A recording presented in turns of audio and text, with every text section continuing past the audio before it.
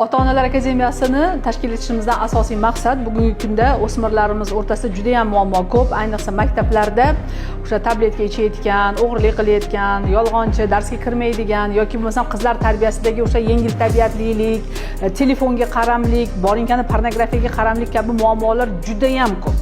Juda ko'p. Bu eng dolzarb muammolar desak bo'ladi. Ana endi mana shu muammolarga yechimni kim topadi? Bolalarni o'zi emas. Demak, biz ota-onalarni uyg'otib olishimiz kerak. Ota-onalar agar uyg'oq bo'lsa, bolasini xatti-harakatini, yurish-turishini, gap so'zini, kim bilan o'rtoq, kim bilan yuryapti, kim bilan nima ish bilan mashg'ulligini bilib oladi va bolaga to'g'ri tarbiya beradi. Chunki ota-ona agar tarbiyali bo'lsa, u har qanday farzandini yo'lga sola oladi. Agar ota-onada o'zida bilim bo'lmasa, o'zida bir ko'nikma bo'lmasa, tajriba bo'lmasa, o'zini ota-onalik rolini chiroyli bajara olmasa, u farzandlarni tarbiya qila olmaydi, uni yo'liga sola olmaydi.